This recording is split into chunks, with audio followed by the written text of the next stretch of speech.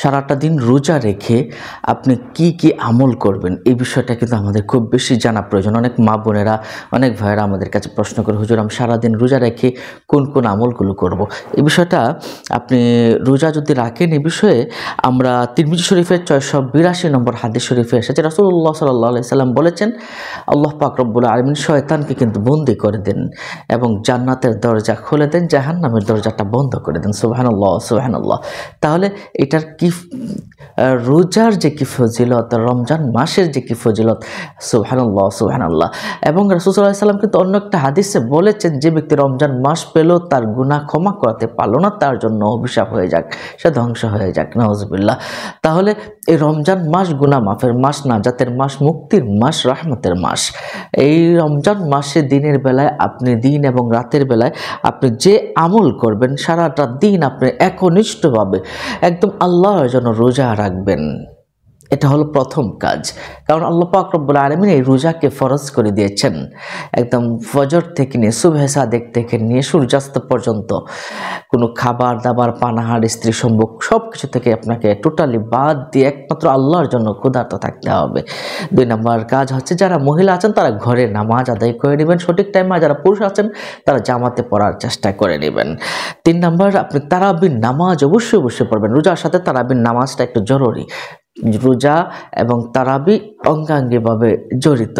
তারাবির নামাজ আদায় করলে অসংখ্য অশেষ সওয়াব পাওয়া যায়। রমজান মাসে এমনিতেই 70 গুণ সওয়াব আল্লাহ পাক রব্বুল আলামিন বাড়িয়ে দেন। সুতরাং এই তারাবির নামাজটা যেন কোনো অবস্থাতে মিস না হয়, তারাবি এবং তাহাজ্জুদের নামাজ যেন মিস না হয়, এটা কিন্তু আমাদেরকে একটা খেয়াল রাখতে হবে। এমনিতে আমরা সেহরির সময় কিন্তু আমরা উঠি বা প্রত্যেকে উঠবো, আর সেহরির সময় উঠার সময় অবশ্যই আমাদের কমপক্ষে 8 রাকাত তারাবির নামাজ পড়াটা উত্তম। রাসূল সাল্লাল্লাহু আলাইহি সাল্লাম কিন্তু 8 রাকাত তারাবির নামাজ পড়তেন রমজান মাসে, এবং রমজান ছাড়াও 8 রাকাত পড়তেন। এছাড়া যদি আপনি সময় কম পান, 2 রাকাত হলেও পড়ে নিতে পারেন। এটা ওই সময়টা তো আল্লাহ পাক দোয়া কবুল করে থাকেন, সুবহানাল্লাহ।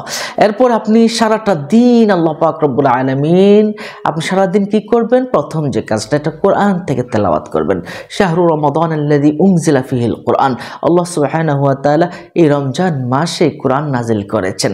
আবার অন্য আয়াতে বলেছেন, ইন্না আনজালনাহু ফি লাইলাতুল কদর। আমি কোরআনকে নাজিল করেছি এই কদরের রাত্রে অথবা রমজান মাসে। সুবহানাল্লাহ সুবহানাল্লাহ। তাহলে কোরআন তেলাওয়াতে প্রত্যেকটা হরফে 10 নেকির পরিবর্তে 70 নেকি কিন্তু আপনি পেয়ে যাবেন রমজান মাসে। এরপরে কোরআন তেলাওয়াত করলে আপনার ঈমানটাও বেড়ে যাবে।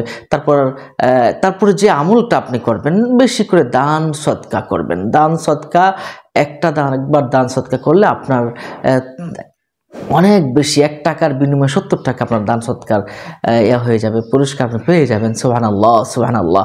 তাহলে এই মাসে বেশি করে দান সৎকার করাবেন, মানুষদেরকে ইফতারি করাবেন বা সাহারি করাবেন। এগুলো কিন্তু খুবই পাওয়ারফুল একটি আমল। বিশেষ করে রমজান মাসে যে ব্যক্তি ইফতারি করাবে কোনো মানুষকে, রাসূলুল্লাহ সাল্লাল্লাহু আলাইহি সাল্লাম তার বিশেষ সুসংবাদ দিয়েছেন।